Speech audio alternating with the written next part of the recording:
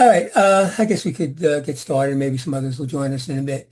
So, the first thing, of course, is it's, I didn't realize that Jerry was actually 79, but it's still a sudden passing. He was doing well. Um, the death certificate reads heart attack, but just based upon circumstances, I think I'm more prone to think that he had a stroke. Because he did call me on Saturday before he passed. That day, I'm pretty certain he passed on Saturday. And he seemed very agitated. And he was trying to explain something to me. It wasn't babbling. I heard him babble when he actually had his stroke 3 years ago. But he just wasn't making, he was trying to make a point and he just wasn't making the point. And then, I just said, I'll talk to you later or whatever. I'm pretty certain it was on Saturday. But unfortunately, living alone, um, he had one of those emergency things to press, but I'm sure he couldn't do that. And he wasn't wearing like a watch where if you fall to the floor, you get an alarm through Apple or whatever. So my guess is that he was there until Monday. And then that was an interesting experience because I knew once he didn't sign into the nets and I called his phone and there was no answer, I knew there was going to be a problem. So I called the local precinct, and apparently if you need emergency services, you call the fire department, because the police department, and not trying to justify them in any way, 3 hours later, they still hadn't gone for a wellness check.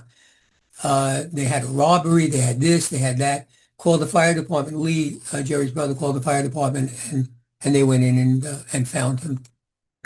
So at that point, there was, obviously nothing to be done, and no time for a funeral or anything with Lee coming up just for the week.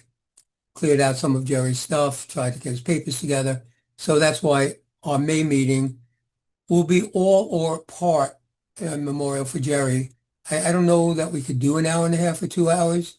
Depends on how many people are willing to speak, but we'll be flexible, see if we can throw in something that either he would have loved or he would have hated. So he probably would have loved a discussion on FT8 and hated a discussion on QRP. So we'll see what we do with that. In the meantime, we went to the bylaws, and the bylaws gave the officers, the remaining officers, the ability to, the right by the bylaws to appoint for the remainder of this term, the person who would be treasurer. And so Peter Genova, KC2ZVT, became the treasurer, and then that left a board position. And by the bylaws, we announced the board position. We've done that already. It'll also be in the log. Candidates should send a note to LIMARC at limarc.org if you're interested. And then at the May board meeting, which is May 6th, the board will select from those who applied that person to fill the term, which will only go till December 31st. And that person would have to run again to fill the unexpired part if it's a two-year term. No, that would be a director. Yeah, two-year term of Peter. But actually, this might have been Peter's fourth year. I'm not sure. So it could be a fresh. No, Is that the fourth year, Peter? It was my first year of the 2-year term. Okay. So I filled somebody's term before that. Okay. So by our bylaws, whoever gets that appointment right now has to, or not has to, but fills the position until December 31st, and meanwhile runs for the position again to fill the remainder of the second year of the term, and then can run probably, interesting, might only be able to run one more. We'd need our parliamentarian to come up with some Two more. bylaws. Two more. About Two that. full terms. 2 more full terms after winning for a year and a half? Right. Okay. And of course, the other part was that whereas a director should be sitting out, directors are term limited for 2 terms, so 4 years.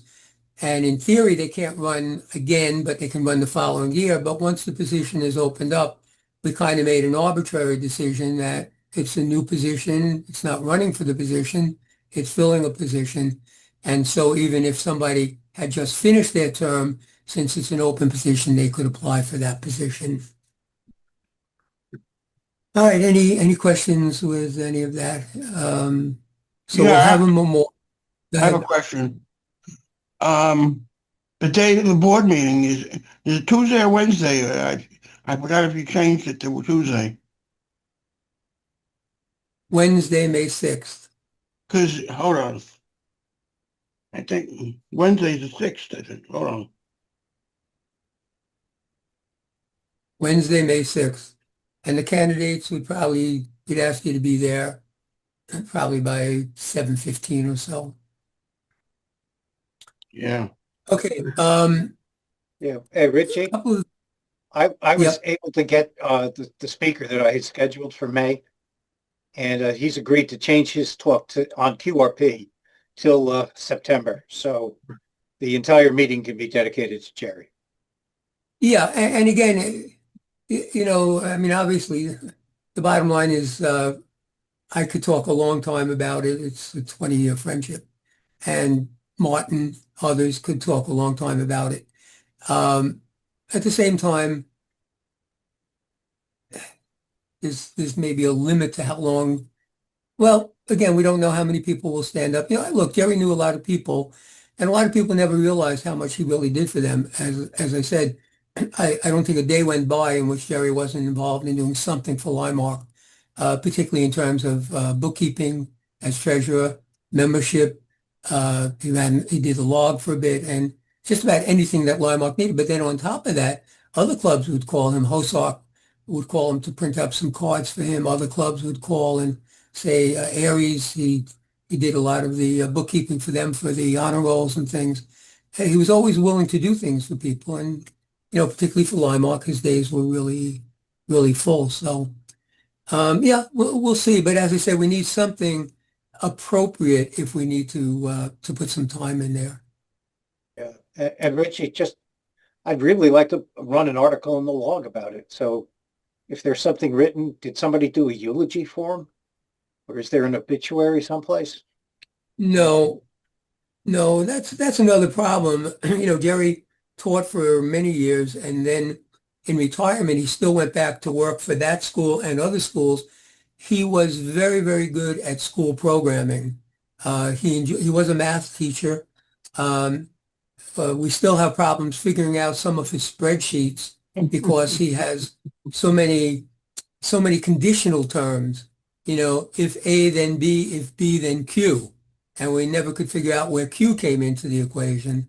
But we have Sig working on that, and we have Larry has helped out, and Ken KWC has helped out. But when he took a spreadsheet that was given to him, and then he embellished it. And, he loves statistics. And that's why we've stayed on top of 50-year members, 40-year members. The other thing that he would do is always look back and see if somebody's license was about to expire, and he'd take care of that. And, that's why I say he hardly ever spent, a day that he wasn't doing something for LIMARC. Not to mention that he was working in the city until sometimes 3:30, 4 o'clock, and then he would first come out on the Long Island Expressway, and you all know what that's like. And he'd come out to usually pick me up and take me to meetings and things. Anyway, a lot of what I've done or been able to make commitments. I call him up, Jerry, we're going to Manorville. We have to pick up some equipment. Or the one thing was, Jerry, we have a wake to go to or a funeral to go to, because I hardly knew the person. I said, but I know Jerry, I did, so you have to take me. So it was, one of those crazy situations, but he never said no. I did suggest one time that he got a bigger van. He kind of got upset about that one, but other than that, he was a good guy. Anyway, we have coming up, we were approved for May 20th to be at the Cradle of Aviation, so I hope that people will come down. We'll get on the air. Definitely a sideband and definitely an FT8 station. The Cradle had asked if we had anybody. They're doing something with, I think it's actually astronomy, on June 27th, on Saturday, June 27th. And, normally we'd like to maintain that relationship with them, but it's field day. And our members for the large part are tied up, and our equipment for a large part is tied up. But it could be if somebody doesn't think they're going to go to field day, or you're going to be there early in the day and would like to participate in something at the Cradle of Aviation from 2 to 8, let me know. I'll get you all the details, even if it's a matter of setting up an informational table about LIMARC and, of course, telemetry and radio communications into space, things like that. And we have people that are knowledgeable about that, but I do think that many of them may actually be at field days. So, but if it's something that you're interested in, George will have to put that in the log also. There's plenty of time, but they'd like to know, and they'll give us a table. Anyway, so we have that. We also were looking at July 20th, but they're closed on Monday. At least they're closed to the public. I do believe they're open for cleaning, and years ago they used to let us in. We'd set up a station, but we don't have the same situation with them that we had 15 years ago or so. But July 20th would be the anniversary of Apollo. And what we might do again, if we can work it out, George as a Grumman member and anybody else that's a former Grumman member, on the site where the lunar excursion module was built. Stand by one. I'm going to have to call you back. I think it would be good. I'm sorry. I was going to say, I would think it would be good if we set up a station, WA2LQO. Well, yeah. Again, we don't mind what call sign. That's why K2CAM, we actually formed a club called K2CAM, and for the most part staffed and supported by LIMARC. Yeah, no, that's fine. The call sign's fine. Yeah, we can do that. And by the way, the people in Aries actually have been meeting in the place where they built that thing, because the Nassau OEM at 510 Grumman Road is the building that they actually built the LEM in. And if it helps, I have the keys to the place. So you're saying they converted that in from a large room, and they built rooms and auditoriums in that building? Oh, yeah. Yeah. In fact, they had a lunar landscape where the blue ball used to be up on the roof, and that became the WA2LQO Radio Shack. You're saying that's where OEM is? No. OEM is on the ground floor. On the corner. But, yeah. No, I think it was on the corner of South Oyster Bay Road and whatever other road that is there. No, that was the history building. Well, whatever was, it was an open field. It's gone. It's a hole in the ground. Okay, Plant 10, the back of it where the movie theater is, the movie sets are and stuff, that's part of where I know the LEM was at, because the floor was kind of messed up. Oh, they had to be able to handle the weight and stuff. Okay, but be that as it may, if we can do something, but it's got to be George and the remnants of LQO of Grumman, just be an interesting thing. And looking forward to next year, Lindbergh on May 20th would be the 100th anniversary, so that would be a really a nice event. If there's no other reason why we can't be in the cradle, that's the crazy part. But as far as July 20th, then maybe we can get John perhaps with the Aries trailer down there and set up there. Although if the weather's good, we can put up a tent and just operate out of that. And the last special event that I'd like to see if we can participate in would be August 27th, which would be the Battle of Brooklyn 250 years ago. And, that was a key battle, because had the British caught George Washington and the troops, that would have been the end of the revolution right then and there. But he was able to leave from the Park Slope area and head across to Brooklyn Heights to the East River, cross over, go up Manhattan and get across. So it's just an interesting thing. And of course, the Battle of Brooklyn, as it's called, is actually also the Battle of Long Island. There were many events that took place. So if we can do something with that, that would also be very nice. Yeah. By the way, I had an article about that, not necessarily about the Battle of Brooklyn, but as it turns out, Greenwood Cemetery in Brooklyn was the site of that thing, and there's a memorial there. It was also a Civil War memorial. So it's from the highest spot in Brooklyn, which is where that took place. So just from that perspective, it ought to be interesting to the Hams. We didn't fight battles here, but that would have been for the soldiers that came back, that, were buried there, whatever. But yeah, look, we want to do a little historical research on it. But again, in that particular case, originally I was hoping that we'd be able to use the site at Brooklyn Tech, which has a VHF antenna on the roof, which is 10 or 12 stories high. Very great location. And they have a remote setup, but I'm not sure because of Lou and his condition and the things that he's going through. So I'm not sure whether we're going to be able to do that. And at that point, it'd be nice to be physically in that location. If not, maybe we would do it remotely. Oh, no, it's not remote, but we do it from here since Long Island was in fact part of the Battle of Brooklyn. So anyway, June 7th, Outdoor Hamfest at 999 Stewart Avenue. Field Day, we'll be setting up on, or bringing stuff down to the field on the 26th. Again, it'll be Siemens Neck Park on the 27th and 28th.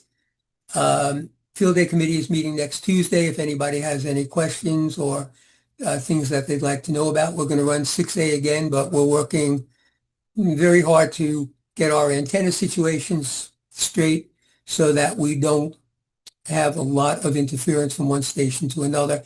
And the other thing, again, it used to be that quite a few people would hang in for the overnight.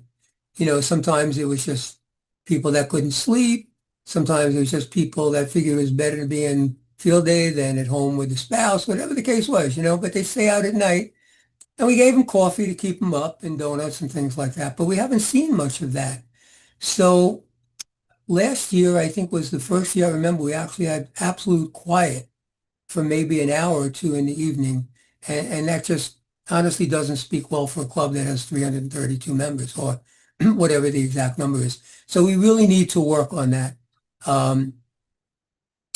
Now, for example, I am there the whole night usually, and I would work a station, but it's hard for me to log because of my eyesight. So even if somebody wanted to stay and log for me, and we've done that before, and we run a lot of stations. So even if you don't want to be on the air, to be able to be there and log would be very important. So let's really make this push. We have a great situation there. For example, they have an ice maker. We didn't know that for the 2 years that we've been there. So we spend a lot of money on ice. Now we don't have to spend that money. They'll be giving us whatever ice we need. So it's such a great situation, such a great venue. If we could learn how to repurpose duck do, we could make a lot of money for the club. But, it's just one of those situations. So try to make every effort to be there. And of course, it'll be greatly appreciated. And let's see, finally, we're going to do a VE session every month.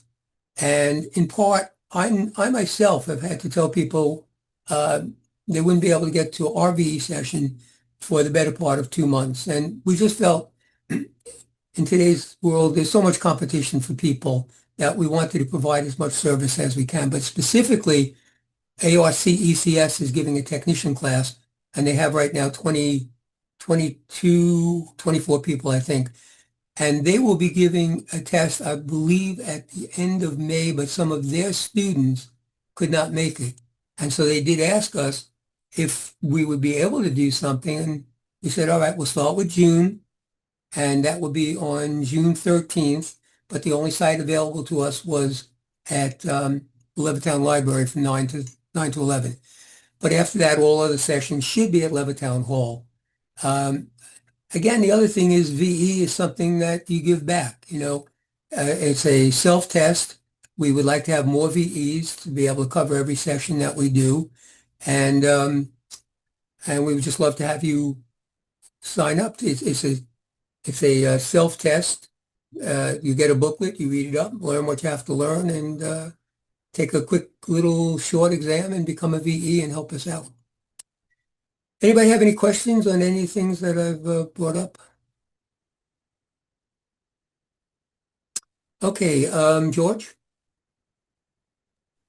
Okay, well, I guess the good news is that the May meeting can be totally devoted to Jerry. What he did for us is pretty amazing. I know he helped me out a lot when I took writing the log over. He gave me a lot of material, and showed me some tricks he was doing, and he introduced me to Constant Contact and how that one works. That was really pretty cool.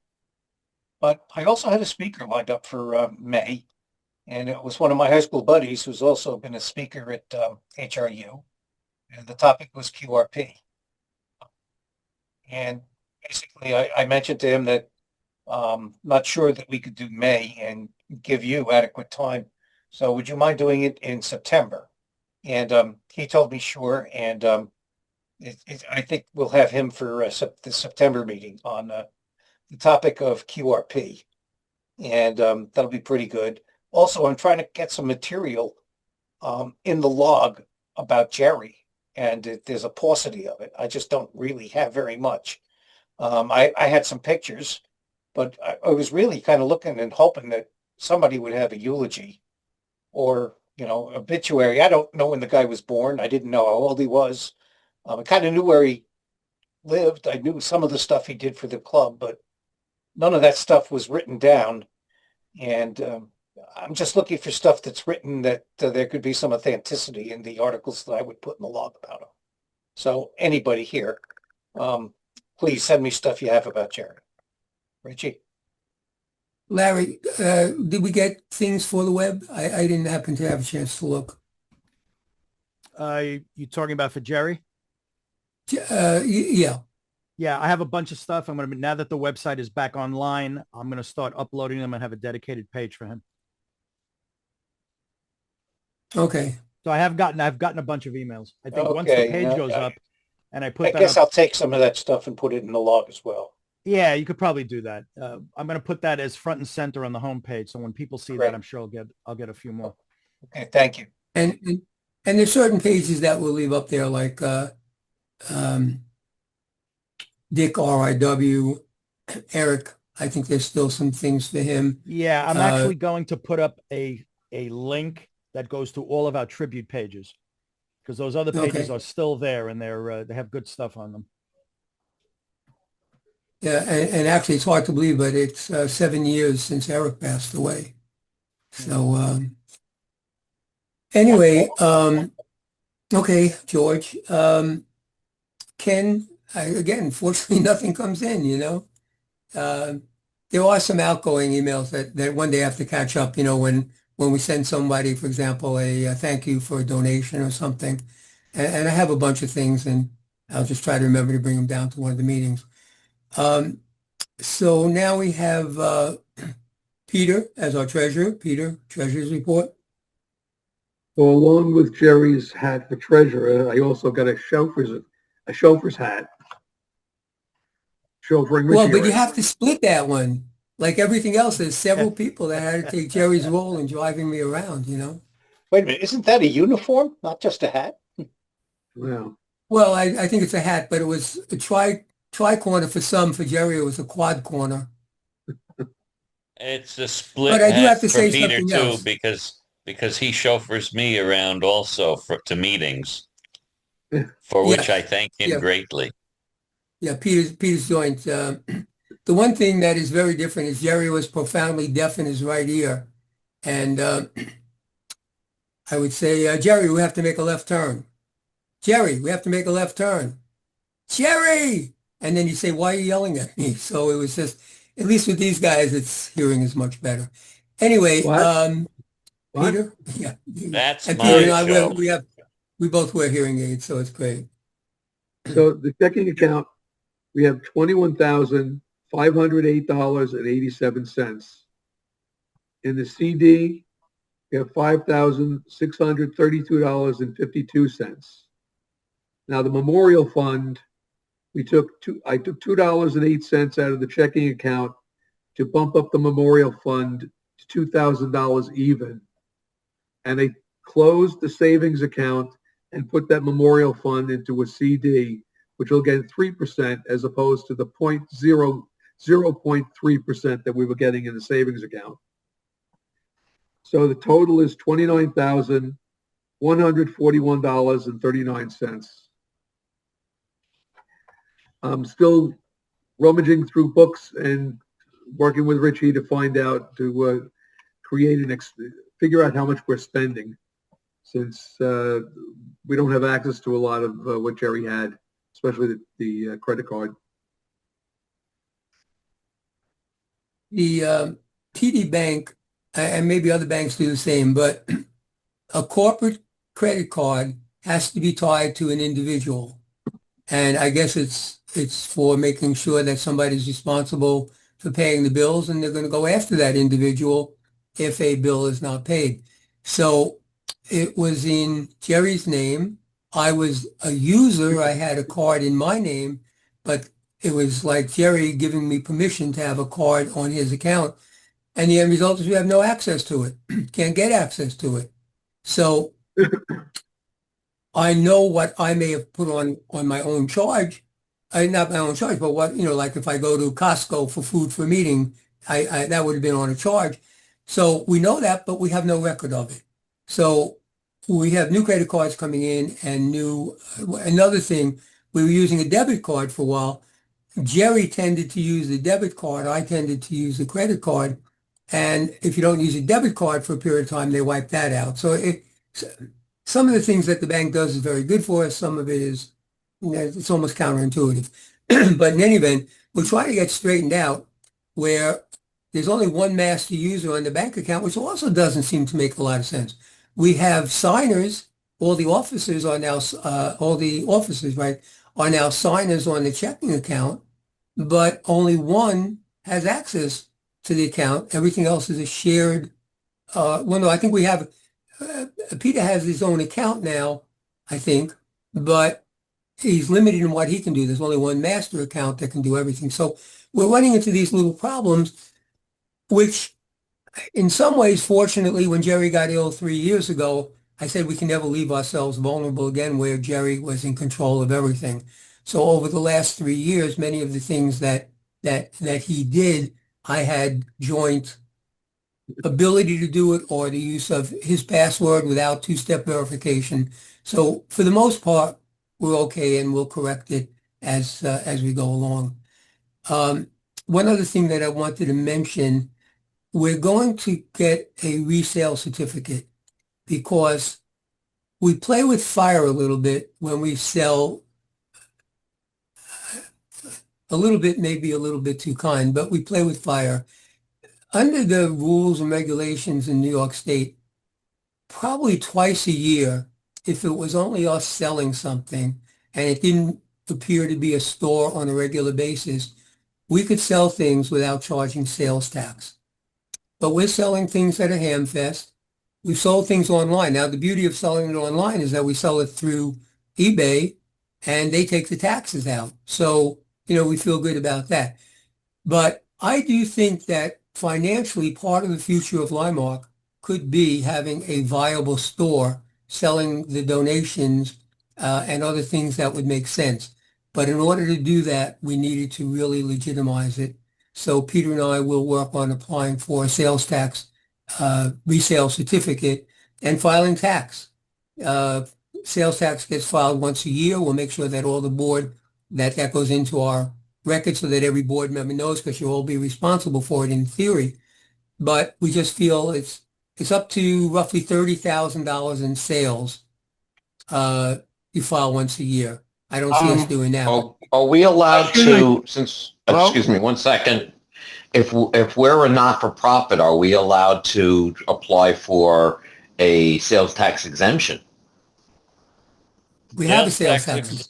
Sales That's tax on the buying exemption. end, not on the selling end. I mentioned you got to file the IRS a form it's online by May 15th, the nonprofit. It's already done, Stephen. Don't worry If about it's it. under 50,000, it's a simple form. It's already done. Stephen, Okay. it's already taken care of, Stephen. Okay. But the sales tax, I think, legitimizes what we do. And, even if we push our apparel as part of our, whatever, it doesn't matter. To take some of the pressure off of having 3 Hamfests a year and look what happens. Well, only because we've prepared for something like that, but we couldn't take another hit easily to lose another Hamfest in this year. And who knows, June could be a violent storm. So we need to do something that prepares LIMARC for the future. In addition, we've got to do something about storage, and we're trying to do, well, I'll talk in technical in a minute. So with storage, it's still crazy, even though we've brought down the price. We're at 320 members. Let's get somebody who can store the bins. It's neat. We've eliminated most of the garbage that we're carrying with us. Let's get out of there, or at the very least, spend $40 a month for a small 5x5 for the electronic equipment, so that that's accessible. But what we have now is just crazy. Jim, you want to talk about the section? Is Jim on board? Yeah, he was. Yeah, so I'm Jim Easy. Yeah, what's up? What do you need? Anything for the section? The only thing, a newsletter went out today. It's a couple of things in it. You'll see there's a lot of changes in the East End. We have a new section emergency coordinator, Joe Shearer, KC2 BZB. We have a new EC out in Brookhaven that took Joe's spot, or Joe Eisbert. I forget his call sign. And we have a new DEC in Suffolk is Dave Walters. Dave Wagner, KC2 RCE. And they all have some knowledge, and they're going to kind of try to get things better in Suffolk County, better interconnection with Nassau and the city, stuff like that. You know, the guy that was in there was John Melfi was in there, but he had a lot of things on his plate, and we just decided it was time for him to take a rest. He generously took the slot when Bill Scheibel into NFI was killed in the auto crash. John picked up the slot for the past year and a half, and he did a good job. So accolades to John, but now give him a little rest because somebody wants to take that spot. So that's pretty much what's going on section-wide. And a couple other things coming up too. We'll talk about at a different point, but not today. Not today anyway. All right. That's about all I got, Rich. Okay. All right, thanks, Jim. Ken Kobesh, you on board?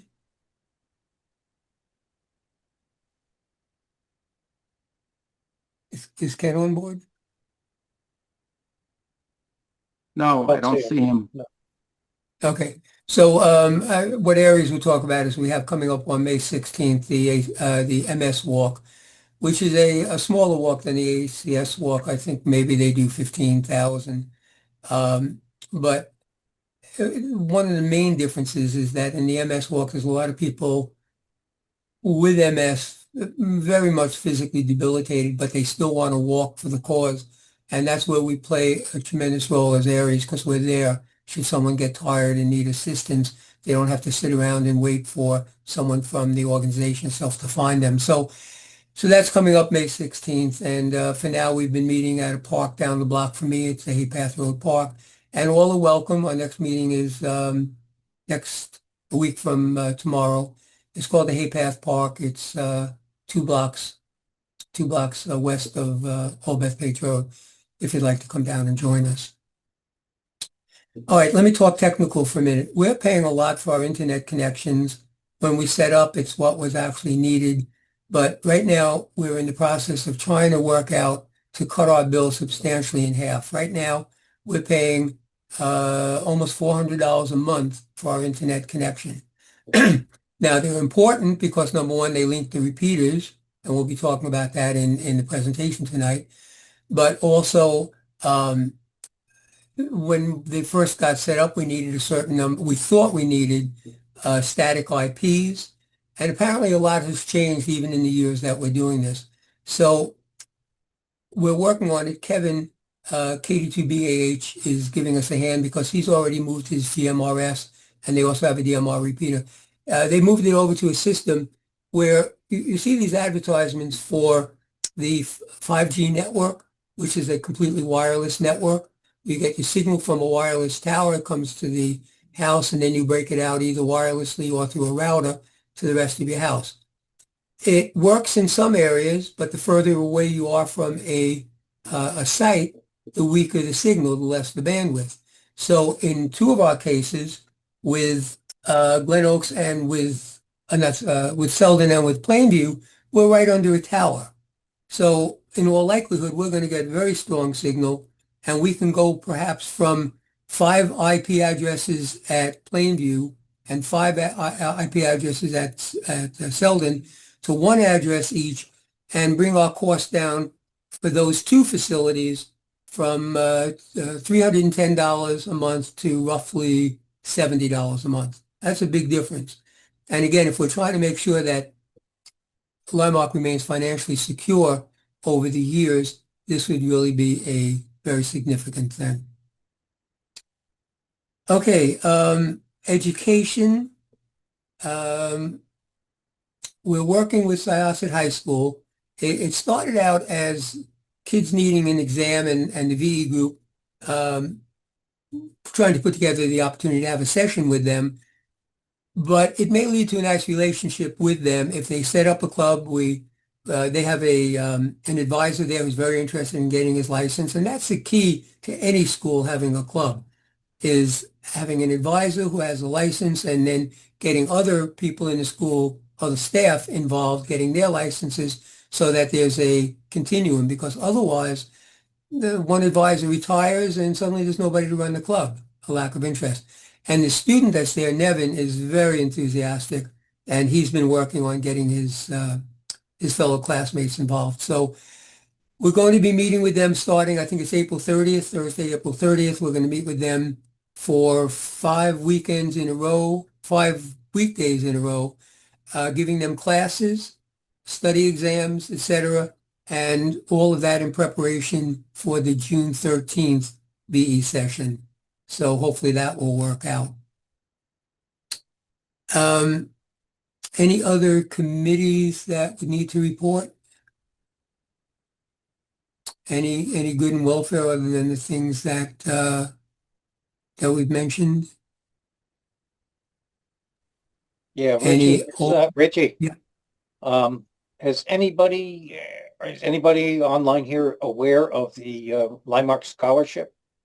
I believe the announcement formally will come out in May, but has anything happened on it?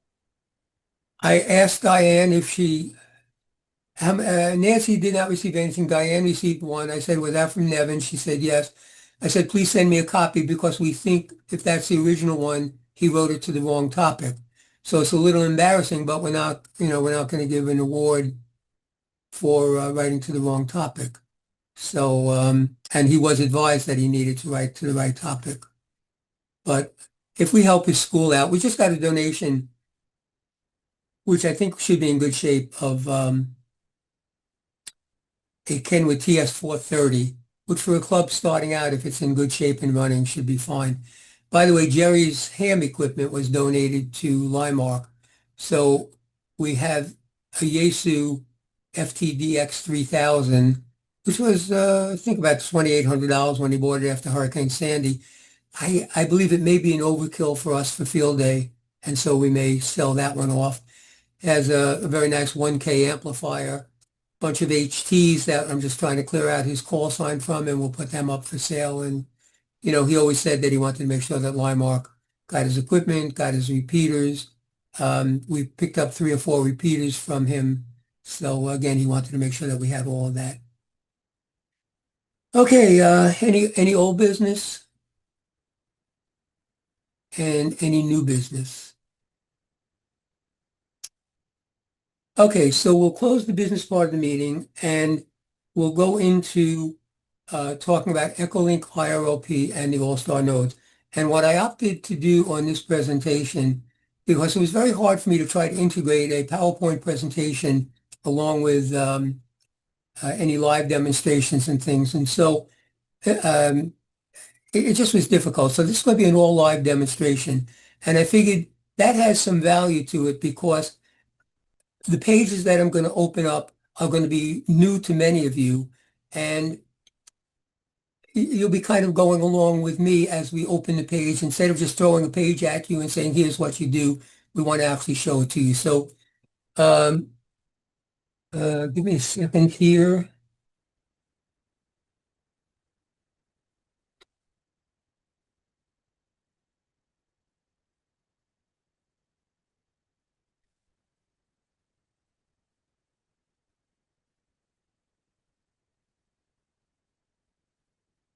All right, and let me screen share. Gary, where's my screen share on this screen? Should be right in the center of your Zoom toolbar. It's a little box with an up arrow that says share. As in that, okay. And let me make sure that my web browser is opened. There you go. Okay. Now we And see now I Google. just gotta get this box. Okay, we'll bring this down over here. All right, so the first place that I want to go is to the LIMARC website, which I think many of you don't go to. And we have a great website. Larry has been a great webmaster, staying on top of everything. And of course, for those of us that are visually handicapped with the computers, you have the control key plus minus, control key plus. So you can get some idea of things that are here. If you lose the navigation bar, here's the navigation bar over there. So we want to go to our repeaters, which, let me get back to, give me a second here. Okay, and so again, this is just to remind people that the problems that I'm going to have here for a moment are the same problems that anybody going to these pages would have. So when you go to our repeaters, the first thing is you find a list of our linked repeaters, and these are the ones that are tied together, and that includes Middle Island, that includes Selden, that includes Glen Oaks. And you continue down to our various repeaters. We have a 1.2 gig. Some of you are aware of that, some not.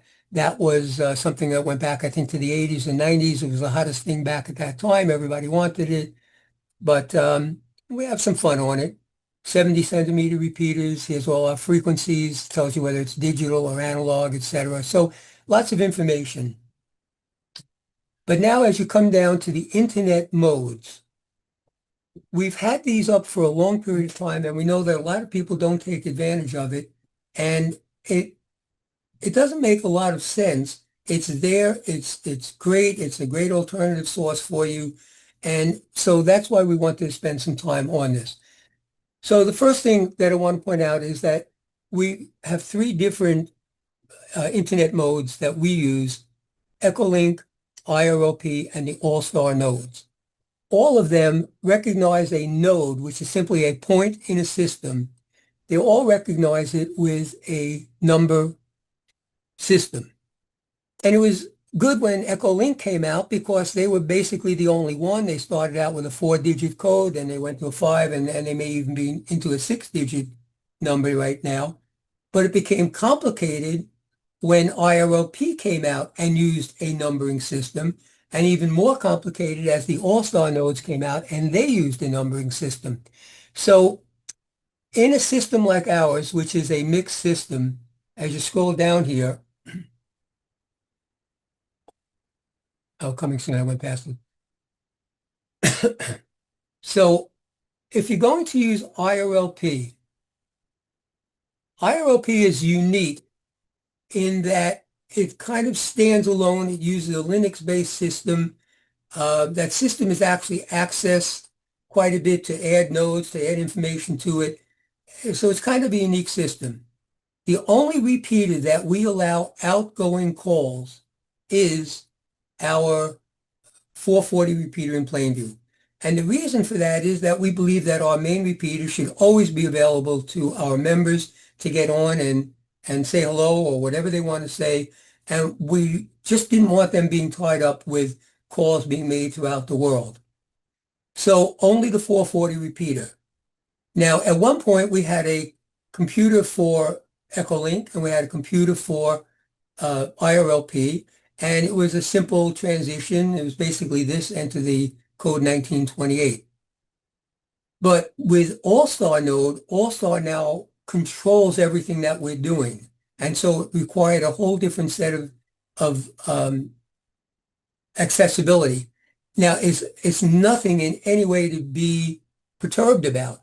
If you go to our 440 repeater, and this is the way we do it, but other repeaters are pretty much the same. You key down, and in IRLP, you give you a verbal call sign. So K2KNB, for example. You key down, you begin by 1928. That's the code that puts you into the IRLP system. And then you follow that immediately with the node number that you'd like to get to. Now, we will, if I can demonstrate that tonight, I will. If not, one of the popular node numbers to go to is 9126, which is the New England, 9120, which is the New England reflector, or 7250, which is the Las Vegas reflector. Now, a reflector is like a big conference call. So many stations come in. So you go into that particular conference center, you could be talking to a station in Alaska, in England, Australia, wherever they're calling in from. But again, here's your page of information. You're doing IRLP. You begin with the code 1928, followed immediately by the node number, and then you will hear a response that says, "Welcome to the Las Vegas reflector. Please pause 2 seconds before transmitting." Now, don't forget, you're using computers now to link everything up. There is a pause. So you need to pause for a moment, let everything link up, and then you can begin speaking. Now, to disconnect, you would normally do 7-3. Hit the push to talk and go 7-3, and you should be out. Or 7-3. Yeah, 7-3. Did I miss something? Excuse me, Richie. Yep. Is that verbal or is that push to talk and the DTMF keys? Push to talk with the DTMF keys. Thank you. And I think the According to what- disconnect is 1928-73. Yeah. Yes, I was trying to read that, and you're correct. You can see that over there.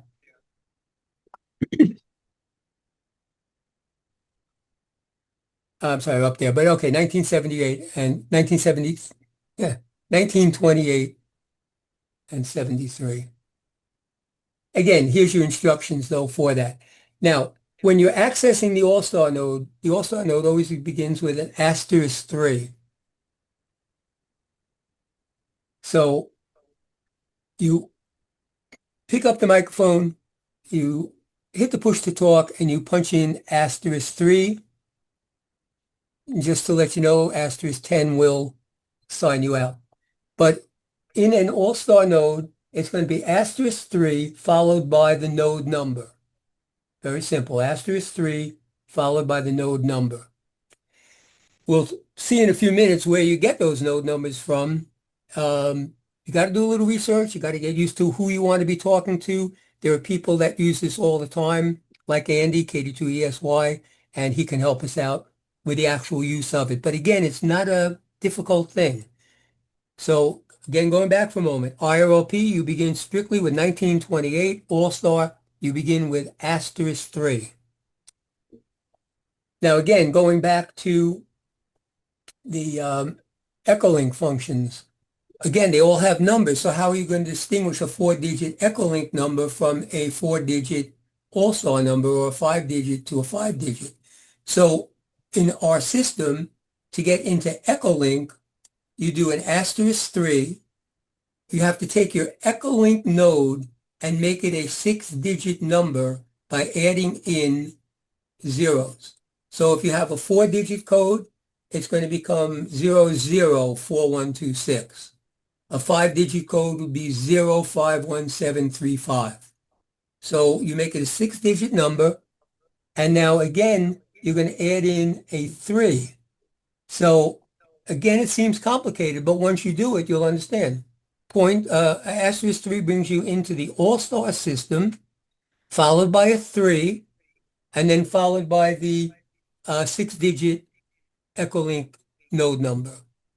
And again, that's how you distinguish with all of these systems having the same digits. That's how you distinguish one from another. And again, getting out of it in this one would be a 10, I believe. Richie, I'm a little confused by that. Is Go it ahead. asterisk 3 3 0 0 1 2 3 4, or No. is it asterisk Asterisk 3 3. 0 0 1 2 3 4? Asterisk 3, because that brings you into the EchoLink node. That brings you into the asterisk node, and then the 3 brings you into the EchoLink node, So into it's the EchoLink asterisk system. 3 followed by 3 0 0 1 2 3 4. Correct. You're actually creating a 7-digit number there. So 7 digits brings you into the million series. There's no way the AllStar nodes and the IRLPs are ever getting up to the million. So this is a way of identifying. By the way, almost as a comparison, I wonder how many people realize that when you have a credit card that begins with a 3, that's American Express, a 4 is Visa, a 5 is MasterCard, and a 6 is Discover Card. So I deal with business people all the time and they don't know that. Well, here's the same thing. To get into the particular system that you want, IRLP, 1928 followed by the code, and you're into the system. AllStar node, asterisk 3 and the code number. EchoLink, asterisk 3, 3, and then a 6-digit EchoLink node created by adding zeros in front of the number to bring it up to 6 digits, add the 3 in, and you're now in 7 digits. Any questions about any of that? Okay, so one of the oldest or one that's been around the longest is EchoLink. And so to get to EchoLink, you're going to go to echolink.org. And here's your page. We'll blow that up a little bit. So the first thing about EchoLink is if you don't have an antenna and you don't have a radio accessible, you can go computer to computer. And that's where people turn around and say, oh, it's not ham radio, blah, blah. Well, the fact is all of these things were developed by ham radio operators. And I remember my first experience, probably 2004, 2005, was talking to someone. EchoLink was fairly new, and I'm listening to a lot of people say, it's not RF, blah, blah, blah. And I'm talking to an old-timer in an assisted living, no possibility of an antenna, no possibility of an HF rig, but he's on his computer talking to many of the friends that he had been involved with for 40 and 50 years. So it's got a great purpose. And again, for enhancing, particularly with technicians, to be able to talk anywhere in the world almost instantaneously, it very often becomes a great incentive for you going to get another license. But then on the other hand, besides from this computer to computer, you can now go into a repeater.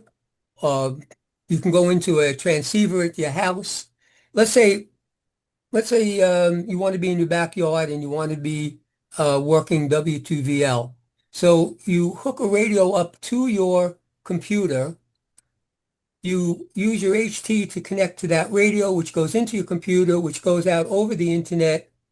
It could be this way, or it could be going out through a repeater to a car or, to a home, wherever it is.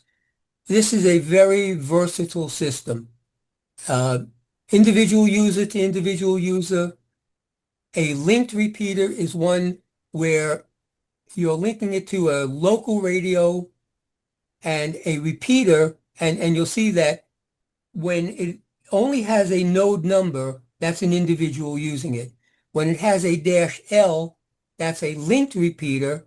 Again, if I were to put a radio in my house, linked to my computer, I could put a simplex frequency, I could be in my backyard on my HT, linked to the simplex frequency, it goes out over the internet, I'm talking to W2VL or anywhere that I want to go with no problem at all.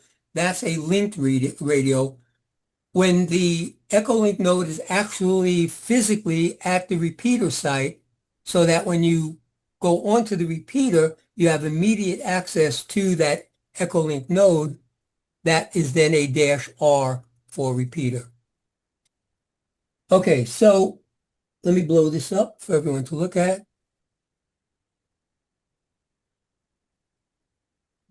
The first thing, and everybody should have EchoLink. There's really no reason not to have it. Number one, because you can do it on your radio. Number two, because you can do it on your phone.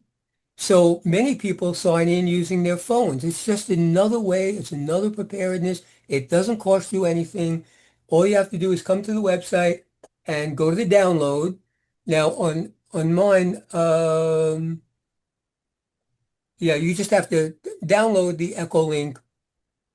But a lot of things that you have to do now when you sign up for ham radio programs is to go to your ULS and get an original copy. Don't even download it from there. Just take the original file that the FCC sends to you, and that is the primary information, because anybody can take a form and, duplicate it or whatever. This is the file as it comes directly from the FCC. Sometimes with EchoLink, they may accept a photocopy of it, but that's the one thing you're going to have to do. You're going to download it, but before you're actually able to use it, you're going to have to produce that file. You're also going to have to do it on AllStar node, which I'm going to show you in a bit also. Okay, so you're going to take care of that. That's simple enough. Download the information. It'll say, please upload a copy of your file, and then we'll go from there. Now, on this web page, like anything else, just click on something and see what it's all about. That's how you're going to get your best education. But obviously down here, this is the status of linked nodes. We've got a repeater in there also. But these are things that are accessible, and I think at any given time, there may have been, let me see if they tell you how many stations are up there. But I just logged into the app on my PC. There's about 2,800 repeaters and about 2,500 linked right now. Okay. And what about individual users? I didn't look at that. Okay. So just to give you an idea, almost 5,000 linked repeaters and or actual repeaters. Now, that doesn't mean you can get into every one of them. FCC rules give the repeater operator complete control over his repeater. So if he wants to lock out everybody except his best buddy, he can do that. That's just the way it works. My good buddy just came here. Hey, Rick? 971 users Okay. Now that's low for EchoLink. and 232 conferences. Yeah. Okay. Rick, just to make it real for us, check the box that says show links near grid square and then type in FN30. So, right? Yeah. Yes. Oh, no. Up. One up, okay. One up on that. Yeah. Show link. Now type in FN30. Frank Nancy 30. Okay, and now find. Type in the box that says find. So these are stations that would be available to most You didn't finish. Scroll back up. Oh, what happened? And you click the find button. Fine, yeah. Okay, sorry about that. Yeah. Well, 3,105. I thought it would narrow it down a lot, but. Yeah, it looks like they may be extending FN30. Sometimes they go beyond that. Hold on one second. Let me just. If you go back and click on only online, it'll show the ones that are up, not just the ones that are registered. Right. And you have the option of doing both of them. But, we'll see in a minute. But the fact is, there's always somebody out there. And these are only the local stations. It's a worldwide situation. So,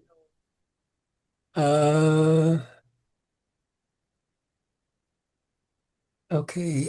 I wanted to take you to my EchoLink page. Oh, yeah. No. All right. I'm going to have to leave that for a minute because I didn't open it up previously.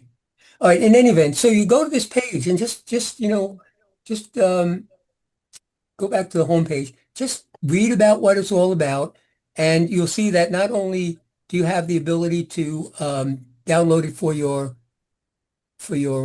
transceiver or your computer or whatever it is, but for your phone and for your iPad and such. It's just a convenient way of talking to people around the world if you want, or if you're out of town and still want to check into the Infonet or the Swap and Shop or just say hello. And we have that all the time. We have on a pretty regular basis, Ron coming in from Vermont via EchoLink. We have Matt coming in from Japan.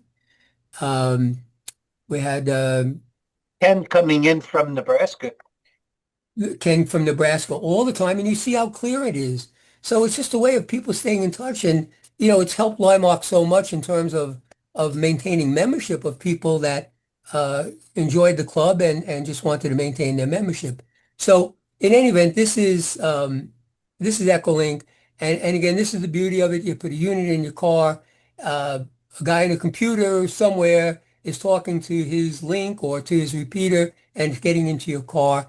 And it's just a really, really good system. It's steady, it's proven. And again, you would go to our 440 repeater, and we're interested in how you use our equipment, whatever else you do at home. And by the way, there's two ways of operating at home. One is as an individual, and one is as they call sysop. And sysop is when you link your computer to your receiver. Now, if you have a great antenna up on the roof, and I've done it from time to time, I've taken a radio, linked it up to my computer, and it could be on any frequency. I've done it on 220, for example. Anybody that can hit my RF, can hit my 220 system, can go out into EchoLink. And it's something that we'd like to eventually try to get in all of our repeaters, including the 220, maybe not the 1.2 gig, but just bring everything. Can I So, mention again- another scenario, Richie? Sure. I was many years ago going to be out of town during an important Aries meeting, and Aries meets on a repeater that is not connected to the internet. It doesn't have EchoLink. So how did I do it? Just as you said, I put before I left town to Atlantic City, I put my own two-way radio on the Aries repeater frequency. And I connected it to my computer in sysop mode, running EchoLink.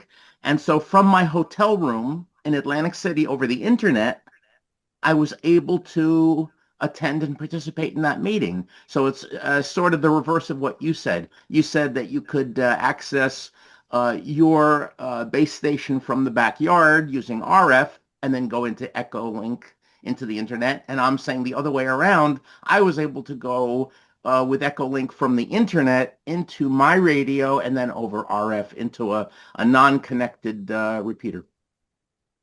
And looking to a hurricane, it's funny, we always call it Hurricane Sandy, Tropical Storm Sandy, because tropical storms do much less damage than hurricanes. But looking to that scenario, if you're prepared for something and you have power, which I always had power in this house, setting up some kind of a link where people that may not be able to hit the Glen Oaks repeater, they're on an HT on the South Shore and they're just not able to hit it, but having some other way of getting into it, of you at your home, if you have power, being able to set up a link station to a repeater. It doesn't have to be a LIMARC repeater. It could be to a Suffolk County repeater, or just something that Right. gives more amateur radio operators ability to get into the systems. Okay, any questions about EchoLink? Let me just think here.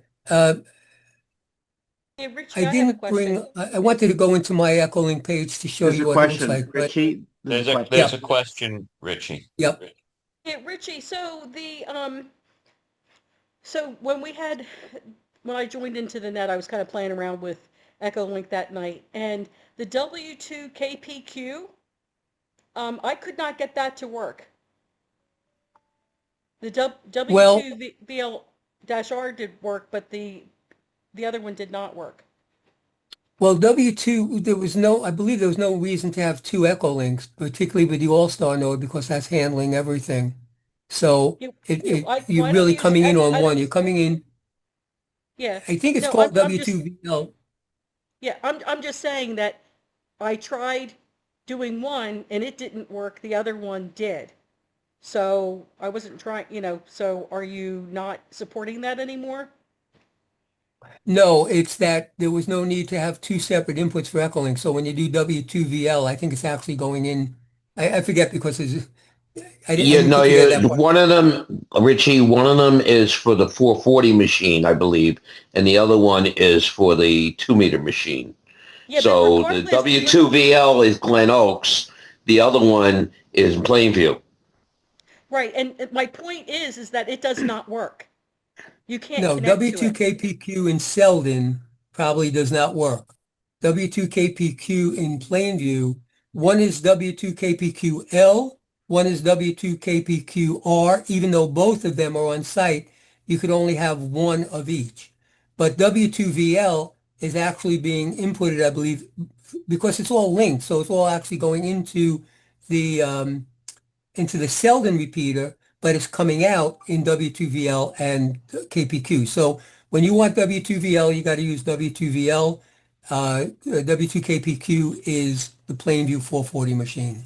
And I understand that, Richie. My point is, you cannot, and I've tried it on a couple of different occasions, the KPQ-R does not work.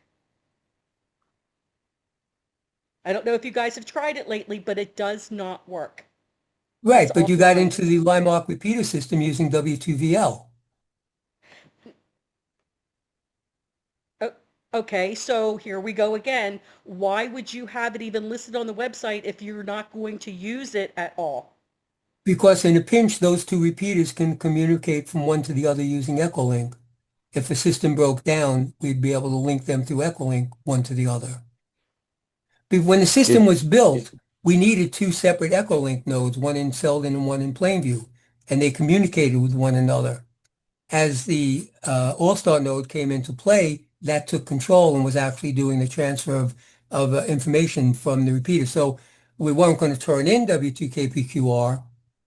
Maybe there should be a notation link to or something like that, or we can do something there. Larry, remind me. Let's look into that and make whatever corrections necessary so that people don't go to the R because they should be using the W2VL. Well, But again, it's the I'm looking at EchoLink right now, and R does not come up. When I type in W2KPQ, the only one I get is -L. There is no -R that comes up in the EchoLink list. Right, but I think we may be on the website or some, there's so much information that's been left in dribs and pieces from various things that somewhere out there it may have still been listed. Yeah, I think the website has to be updated, and maybe what's in the log as well. Yeah. This -R does not exist on EchoLink. Right, but we'll take care of it, and thanks for pointing that out. But when you do W2VL, you are linked to Glen Oaks and to Selden. And that's why there was no need And to have also anything else that AllStar is connected to at that moment. So that would conclude Middle Island. And Middle Island would be in that also, yes. Which really was the beauty of AllStar, which we kind of hesitated about. It was a little confusing to get involved with initially, but it has, it has really done us good in terms of what we're able to do. This is basically what what I would want to show you if I was able to open up my own page. But here's, once you download it, just go across and look at the various items. There's test modes. There's a test a parrot where you can test your audio to hear what it sounds like. The only thing that has to be done with EchoLink is that there is port forwarding, and they don't vary. It's those ports or no ports. So you have to go in the setup, it'll say, there's actually a troubleshooter, and you can follow it step by step to help you set it up. And it will tell you, but you need to feel comfortable going into your router to do the port forwarding. But if Richie? you're not comfortable, yep. Another point, typically that's only true if you're setting it up in sysop mode. If all you're doing is loading your PC, you usually don't have to worry about any of that because it's all outbound connections from that EchoLink program on your PC, and outbound connections always work. Yeah, well, I'm having problems with my inbound right now, so I That's do have to do the different. port forwarding. Inbound, you have to do port forwarding. Outbound, Yeah, you yeah, shouldn't have to mess with it. right. Well, Harry, that was a little confusing. You have to do the inbound, and it's very clear in terms of what you have to do. But getting into the router is different sometimes with each company. Optimum is different, Verizon's different. The basic principle is the same, but you need to be comfortable with what you're doing. But the EchoLink will take you through step by step. There's also EchoLink IO groups, and there's a lot of people in the club post the message to IO groups or whatever. There's always somebody that'll be able to help you. But again, you can see the number of oh, we discussed the number of clubs that are on there. There is up here a transmit button, but also your computer will be your computer space bar will be a push to talk. Just stand by 1 second. That's an option. You can turn that on and off in the settings menu. Yes. Oh.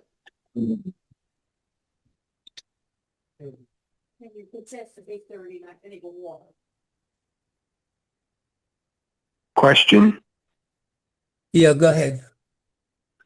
Yeah, Richie, so if the link between Glen Oaks and Selden on 2 meters is down, somebody west, as I am, who only can get into Glen Oaks, and if the link to Selden is down, then I won't have access to EchoLink for that period of time that link is down. That does Is that happen from correct? time to time. Well, it happens from time to time. We lose the audio connection. Okay, so yeah, so it's only going to be coming in, EchoLink is only going to be coming into the Selden machine. So, and if I don't have direct access to it, okay, understood. And we'll start with echolink.org. Thank you very much.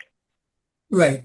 And again, it's because you're going into the one system that has it. It doesn't matter, but then that is dividing it to AllStar node. That's dividing it up among the audio is being divided up amongst all the systems there. Yes. Okay, and yes, just a reminder that understood. right, and just a reminder when you're on your computer, the space key can be your push to talk also. So it's very convenient. And you know, for demonstration purposes, I used to do this with Scout Troop. If conditions were bad, I would use EchoLink. I would set up a desktop computer microphone, and as far as they were concerned, they were on a radio, you know, talking to the world. And then I could say to them, "Where would you like to talk?" And they say, "Look, we'd like to talk to Australia or New Zealand or whatever." Boom, you're there talking. So it's just a really good thing. No excuse for not having it. And let me see if I can. Yeah, it said I was trying to show a Thank you. comparison. Just give me a second. I was trying to show a comparison here, and let me see if I can.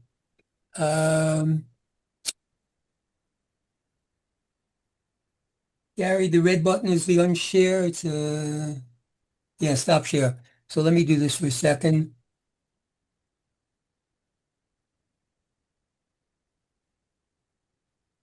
So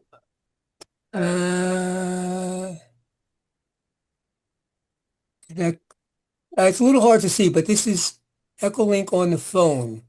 And the problem for me, for example, is that I make my fonts a little bit larger, and that's why you may not see it particularly clearly.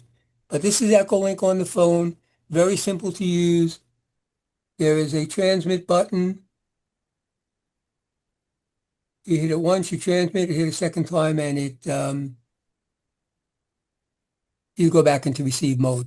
So once you have downloaded the file, and once you're registered with EchoLink, you will then have the ability to download it to your phone. You do get a, let's see, Gary, I lost the share button again.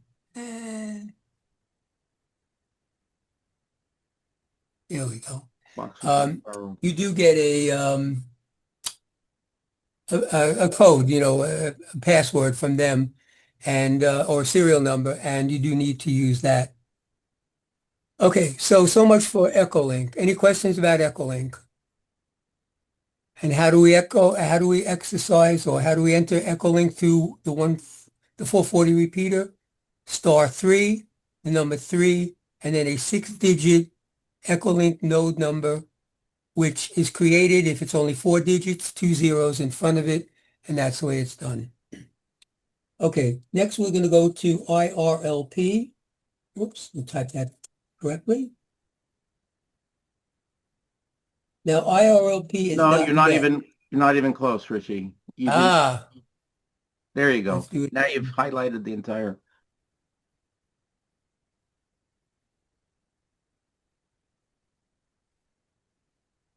Okay, so now this is very different, and even some of the purists like this because this is really reliant upon RF. On this one, you're accessing a repeater only through RF, and now for some people they say, all right, so it's being transmitted elsewhere via the computer, but really who cares? It's an RF signal. Again, you come to this page, Internet Radio Linking Program. This was very, very popular, but I think to some extent it's actually been surpassed by AllStar node. This one requires a piece of hardware to get into the IRLP system. You get a node number. I had one running for a long time, and I noticed that for myself, it just began to get very quiet after a while. But when you look over here, let's make this larger. Again, just look at these menu items, and there's a lot of interesting stuff. If you really wanted to get into it, you can buy pre-made nodes, or you can develop your own node by putting together the pieces of equipment that are necessary to do it. You're allowed to go right here and update all of your information. You can actually update if I'm signed into this page under my call sign, I can update my information correctly. I can change frequencies. Sometimes I was IRLP on 2 meters, sometimes 440, sometimes there's 220. So all of these were at my discretion to do whatever I wanted to do. So again, these are the menu items that are found here. So now, active node status. Let me shrink the screen a little bit. And again, lots of information to be found here. List of nodes and their frequencies. So now you have ways of selecting what you're looking for. You can put in a zip code and find out which ones are closest to you. The IRLP has these reflectors. Now, a reflector, again, is like a large conference call. In IRLP, it's normally peer-to-peer. One station talks to another station, and that's it. A reflector allows many stations to go into the same node and talk to each other. So, as I said, the most popular one is 7250. But LIMARC is on the New England reflector, node number 9126. So if you were outside of New York and wanted to come back into the LIMARC repeater via IRLP, whatever that repeater used as a system, you would type in node number 9126, and you would be right here with LIMARC. So these are the various reflectors throughout the country. And again, you just experiment. You sign in. Nobody's going to bite your head off. You sign in, see if there's something you like. There's a lot of nets, a lot of different things that go on. As you look up over here, you see different ways of looking at it. Here's all nodes. So this is every node, and it's going to be starting with alphabetically with B's and so forth and so forth. But, anyone who want to do a quick search while I'm doing this for how many nodes are actually active right now?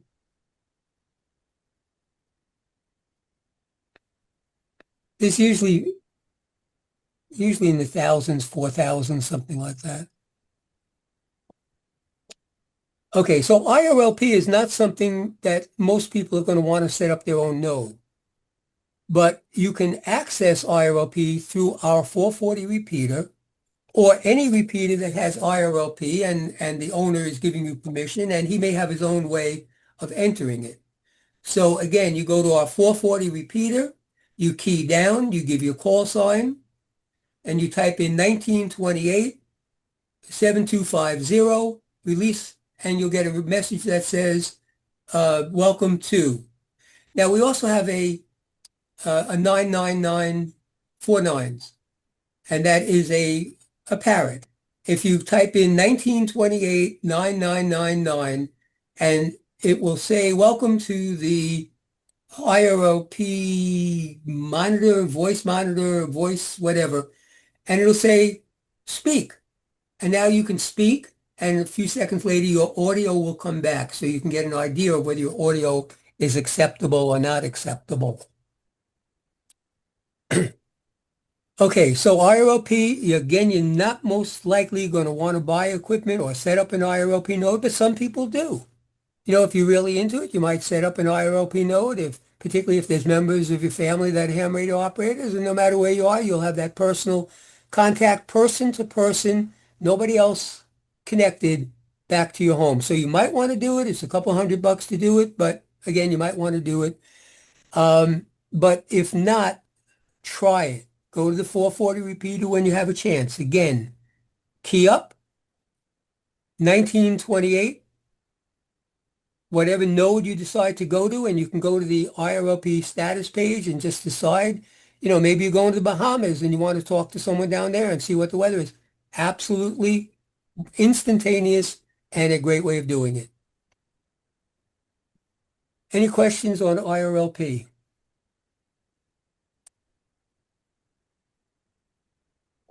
Okay, the last one that I'm going to go to is the AllStar.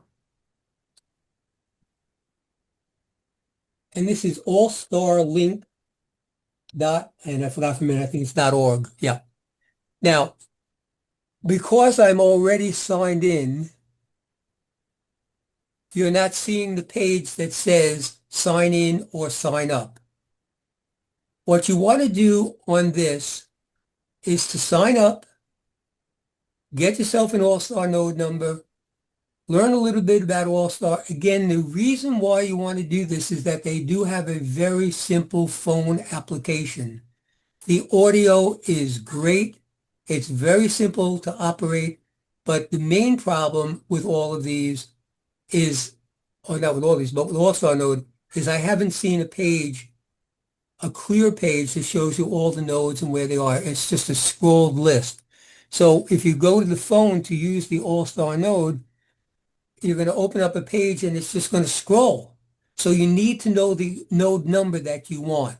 So again, what you might do is you go to the LIMARC page, and if you're going to be out of town, take down the LIMARC node number, which is 576290, and 576290.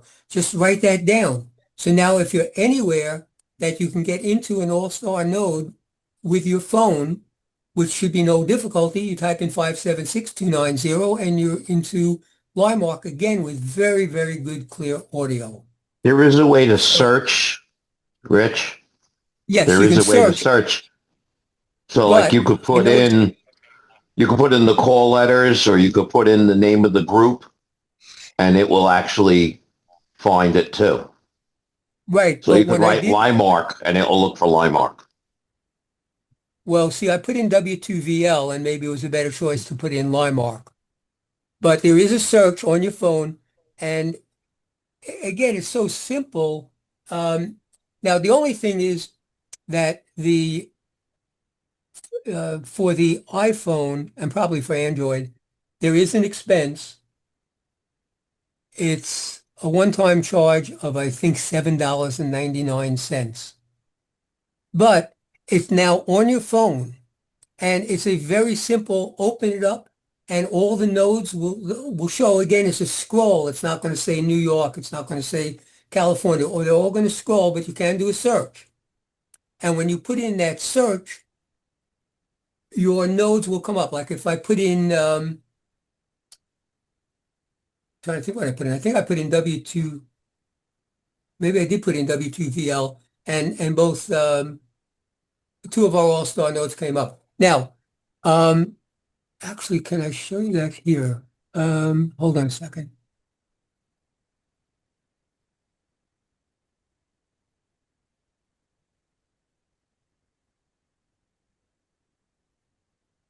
No, we didn't want that one. Hold on. Okay, so here are nodes, and so here's a perfect example. So I'm on a website, and I'm looking for things. I don't know where I'm going. I'm going to go to a state, and I want to find out what's out there.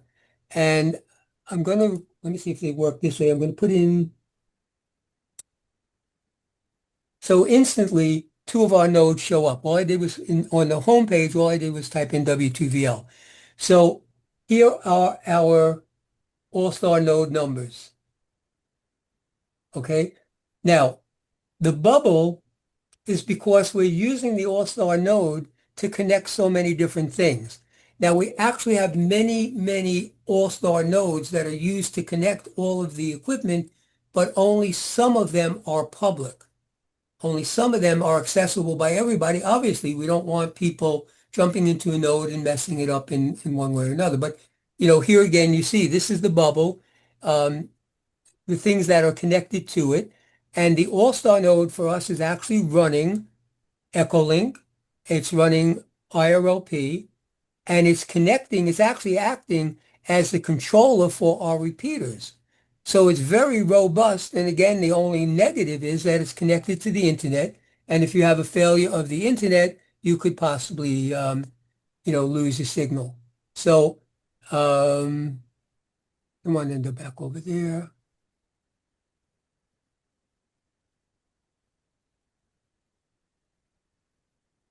Oh, that's not where I want it to be. And let's go back over here.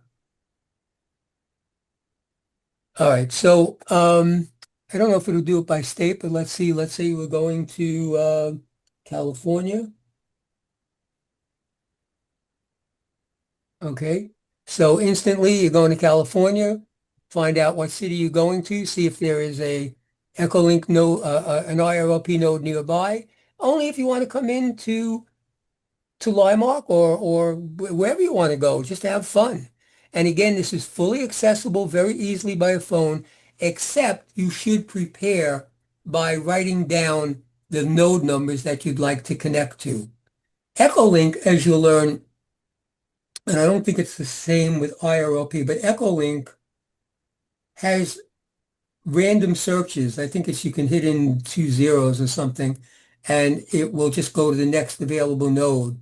Or there's others that, select the node. But here, this is an easily accessible web page. Again, you have all of these AllStar nodes. You can see how many of them are using them to connect other things. And just find out where you're going and pick a AllStar node and take advantage of it. So the program that you'd want to use for AllStar node is called Repeater Phone. Simply Repeater Phone. It's available on the iOS operating system. It's also available for the Android. I assume there's a charge for the Android also, but $7.99 is very, very reasonable. And again, I guess I can show you the. Let me get out of this again down here. Let me show you what that particular node looks like. And by the way, let me get to that. Hold on.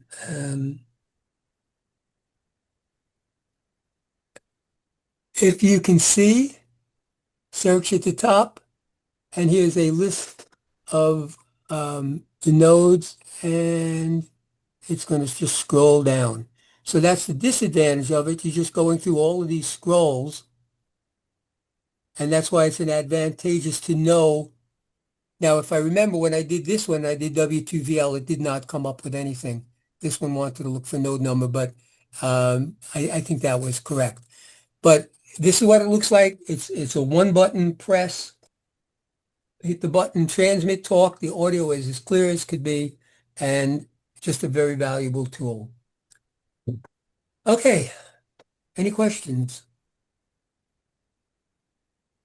Yeah, I was Rich, looking on Android and all I can find is the DV switch.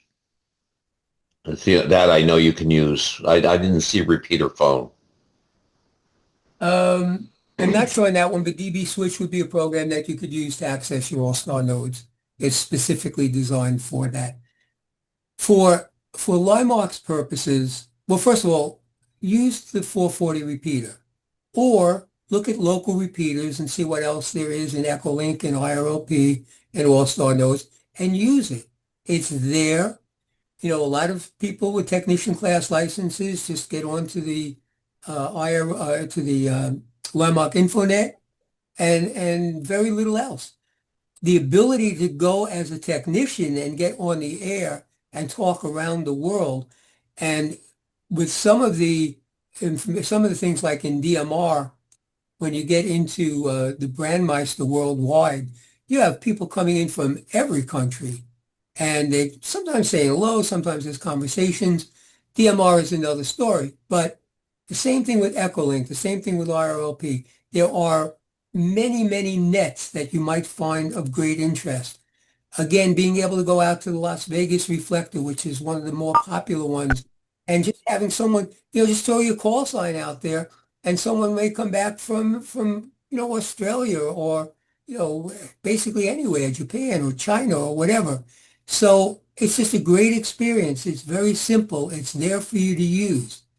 And again, it's very simple to use, going back to our repeaters, 1928 and the node number for IRLP, *3 and the node number for AllStar, *3 and a 3 and then a 6-digit code for EchoLink, and just have fun. And Andy, if you're still on, you're one of our users, and you tell people about what you do with it. Richie? Yep. Where is it on the iPhone again? Where do I type in? What do I call it to get the app? Repeater phone. Okay. Go into the Apple Store and go to repeater phone. And if you're on an Android, as Glenn said, DB Switch. Same basic concept. But the audio, I mean, I hate to say it, sometimes the audio is better than our RF connections. It's just clear audio. Andy, are you still on? Yes, I'm here. I'm here, Richie. So I know you use it a lot. Want to share your experiences with it?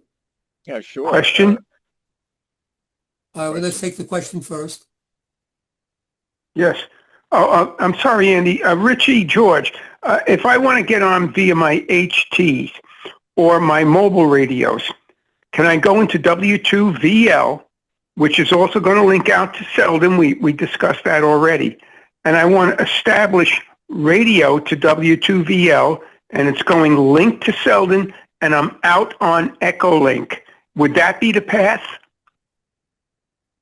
No, our only outgoing repeater is the 440 repeater. We don't do outgoing on any of the other repeaters because we did not want to have our members not be able to use the repeaters when they wanted to use them. We allow incoming from anywhere, but outgoing is only on the 440 repeater. Okay, excellent. All right, thank you. So I do have access to Plainview from all my mobiles, so I want to try and set it up from there. Thank you. Yeah. Sorry, Andy. No Andy, problem. go ahead. Thank you. No problem. Always good to hear you, George. Just a quick story. My favorite currently is AllStar. I usually use a node that's either the East Coast reflector. Oh, is this any better? I think you may have to speak up a little bit, Andy. I just had to move the microphone. Is that okay? I think that was better, yeah. Okay. Currently, AllStar is my favorite. I use two nodes, one that's centered around Texas and Montana, and I get to speak with the same gentleman sometimes. It spreads out to Arizona and 3 other surrounding states. But the best one I found so far is the East Coast Reflector, 45192. And you can end up anywhere. I've been all the way around the world. Australia a few times, was if there was a digital field day a couple of weeks ago, at least that's what it sounded like. There was some kind of a pileup, and I ended up in South Africa and Ecuador or some other state. All of a sudden, I get inundated with people trying to make a connection. But it's very extremely easy to use, AllStar, to get in. It's just *3, put your node, and whoever responds to you, it's very simple. I've been logging a lot of the contacts on QRZ to disconnect, *10. I just very enjoyable. I was doing EchoLink for a while, and then I started AllStar, which is, again, currently my favorite. It's just a lot of fun to do that. And I bumped into Ron in Vermont recently, who actually joined our net on Monday. And as it turns out, he used to live in Bayville, and some of his kids still live there. And we had property in Bayville. As a matter of fact, it was interesting. He was living in a section of Bayville where when I was 6 years old, I used to walk through the sandy area and walk through frames of houses that haven't been built yet. So we were talking a little bit about the history, and it was nice. And he wanted to stay in touch with this club because of a simple conversation. You never know where you're going to end up or who you're going to meet. What is interesting, I should have known this a lot earlier, but when I go to my channel for AllStar, I end up back here on Long Island sometimes. There are so many connections. And if I'm talking to somebody on Long Island, if my conversation goes a little too long, I get a reminder from the administrator that I've basically gone over my time limit. So I disconnect, and if it's, again, somebody on Long Island, I just go direct and chat through our local repeaters. But I just find it's enjoyable. When I make my walk around the neighborhood, I spend half an hour making different contacts. By the way, very important to make sure to sign out whatever mode you're in, EchoLink, IRLP, or AllStar. Make sure to sign out, otherwise you remain connected. And because of the linking, it can actually cause some problems. The only one that's a little different is usually IRLP. You may sign out and yet not be able to sign out because as long as there's activity going on, the IRLP node may not let you specifically drop. But eventually when there's quiet, it will eventually drop. But very important, otherwise you could be tying up the system.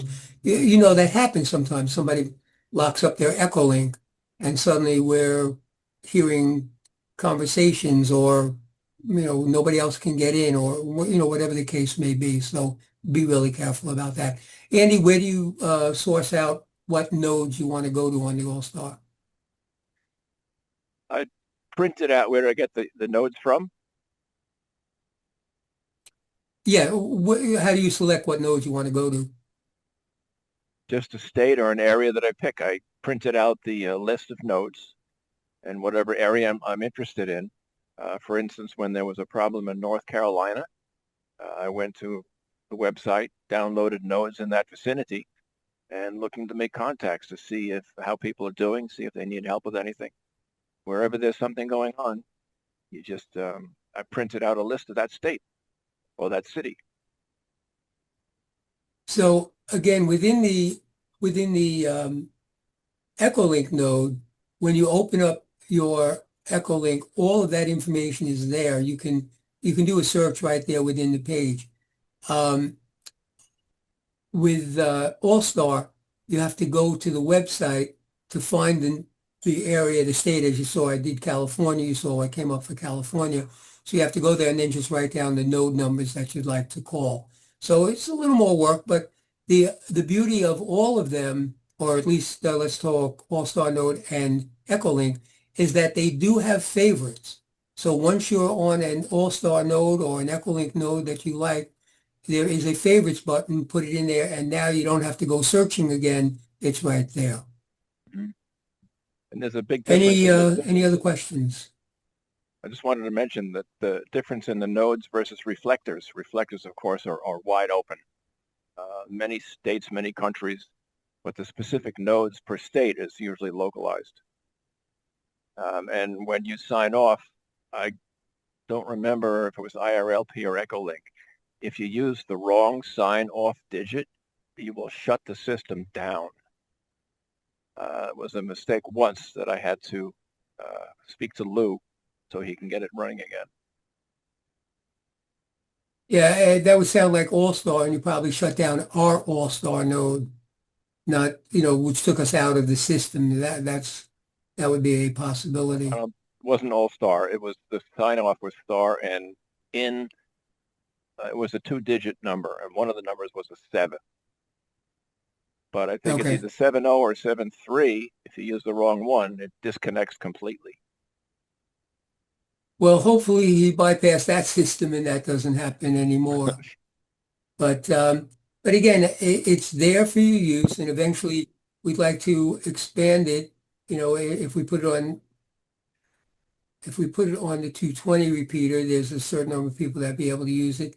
But we're in the process of maybe even getting some other repeaters up there. And once that's there, but other clubs, other individuals have the same capability. They may just have a different way of accessing it. Again, if they're not using AllStar node to control the whole repeater, then you would enter AllStar in one way. You'd enter IRLP in another way. You'd enter EchoLink in another way, not tied together because of the AllStar nodes. You also, I was going to say, oh, gee, I forgot already. I'll jump to the second thing I was going to say is I would love to see us connect the WA2LQO machines in its own little separate network when they're in analog mode. You could do that with AllStar. And I completely forgot the other thing I was going to say about it. Well, the other thing I want to say, so for example, we have 2 WA2LQO repeaters that are operating on Yaesu Fusion. It's a little more complicated, I believe, to get them into the AllStar system. It may be able to be done, but the AllStar is like having a big switchboard. So we are prepared in an emergency to take the Middle Island repeater 449075 and link it to the 440 repeater in Plainview. That would then give us coverage pretty close to New York City, but certainly Queens, and pretty much going out past the Mauritius, quite a distance, just those 2 linked repeaters. Or we can bring all of our repeaters, the 440 and Middle Island and everything else that's in the AllStar system, into the W2VL system. So now many people only have UHF HTs. I mean, it sounds kind of strange, but they make them just as a UHF. So what are you supposed to do if you're trying to get into the W2VL? You can't do it. But in an emergency, if we linked all of them together, you could take a UHF repeater going on 449125 or 449075 and be in the LIMARC W2VL system. So that's the beauty of the AllStar node. Several people are control ops who can make those switches in an emergency or for whatever purposes. And that's what LIMARC does, let's say, in support of areas. You could actually have it set up also where automatically, you have the InfoNet coming on. You could actually have them all go and link together, including the 220 if we had it, or whatever other machines. And you could have the net come on, and then when the net's over, it would automatically shut off too. Yeah. We do try to make sure that there's always a viable repeater. A lot of people like our 440 repeater. It's a little more homey. Doesn't, maybe doesn't have as many people signing in. It's a little quieter. You can have long QSOs. But any one of those can be connected or disconnected to any other part of the system. So we could disconnect Selden, for example, if that made any sense. Yeah, here's an example. We could disconnect Selden and leave it specifically as a Suffolk County repeater while we linked Glen Oaks to Middle Island, which would give us very decent coverage going out that way, providing some decent coverage for Suffolk County in case of an emergency, and yet still having W2VL being able to access further out east. So it's a very robust system. Richie, I was using that today. Literally today. I was out in Baiting Hollow, and the 449.075 worked pretty well. The downside of AllStar is that there's no Windows port. So you basically need to buy a Raspberry Pi computer to be able to hook up your repeater to it. And that's probably the reason why we don't have it on some repeaters, is that it does require an outboard computer controller for it. Well, it's a Raspberry Pi that costs us under $100 to do, but we have it on Glen Oaks, Plainview, Selden, Middle Island. Middle Island, yeah. And One of the other nice things you can do is, if you want to be very neighborly, if they were having, let's say, for example, they're doing the, Skywarn, they actually have several different clubs that link together just for the Skywarn, and then it disconnects, like I said, so that they can do their own thing. But I know Skywarn in Suffolk County is on about 5 different clubs. Yeah, and also it's a possibility to be able to put an AllStar node up at Empire, for example, which would then enable the coverage of Empire to be transmitted out throughout the whole system. Right now, it's going back to a link repeater at Glen Oaks, but supposing something happened then, you'd be able to, have it go back to other places. It's a very robust system. It's well maintained right now by Pat, WB2CMF, but we rely on others to also help us out. As I said, Kevin, KD2BAH will help us with the system. But again, we had some hesitation a few years back about doing it, but it's just such a good system. And Glenn is coming in via EchoLink, right, Glenn? No, I can do that, but right now I'm not on the repeater. I'm actually coming in on the Zoom right now. Okay. I'm looking at the picture and saying, all right, I got it. Yeah, it was, it's funny because I'm thinking about the clear audio. I completely forgot about the Zoom, but that's the way the audio comes in, basically, when you're on these other systems. It's very clear, very rare to hear somebody that's coming in badly. And I have a few different Pis, and one of them is set up that I could hook it up. As long as I have internet someplace, I can be out on the road and I could get into anything in AllStar through that portable node. Now, I was going to say, to the best of my knowledge, there's nothing portable that allows you to get into IRLP, but you can access an AllStar node just as you do here in Plainview that can then let you get into an IRLP node. IRLP, they do feel maybe fading at some point in favor of AllStar node, because AllStar node is just much simpler.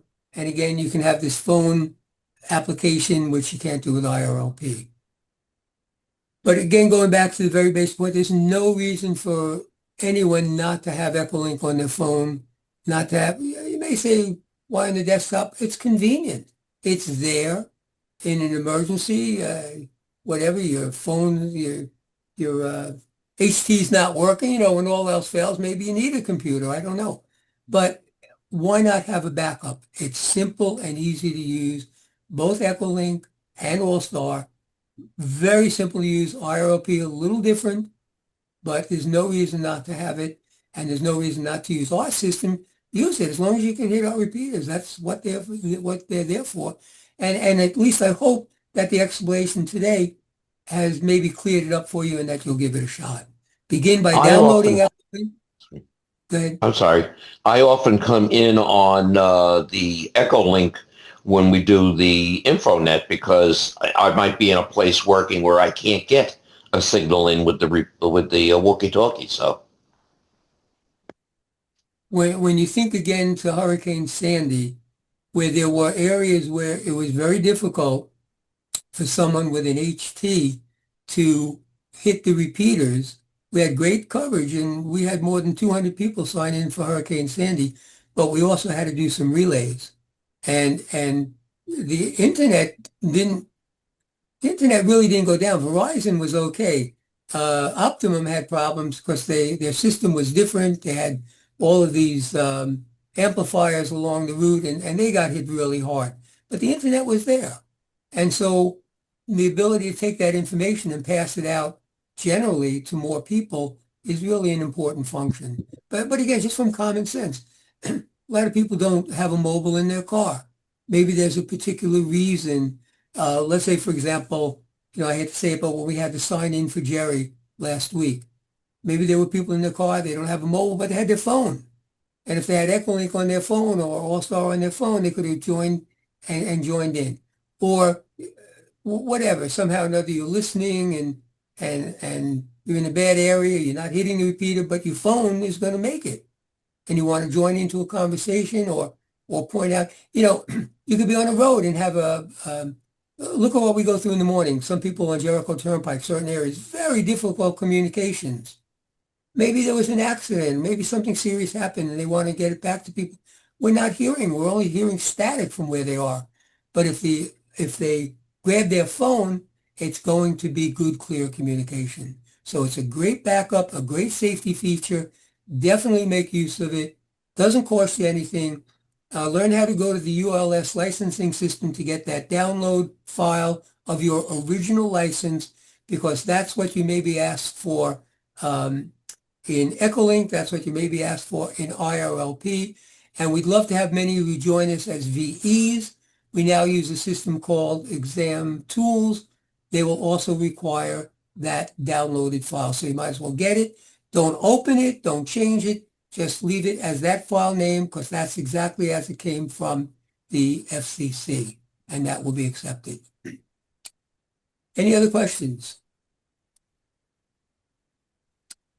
Okay, so I hope it's been informative. Thank you all for being here this evening.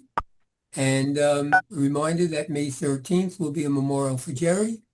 If there's anything that you'd like to say or any anecdotals that you'd like to let us know, please do so. And again, thanks for signing in. Have a great night, great week.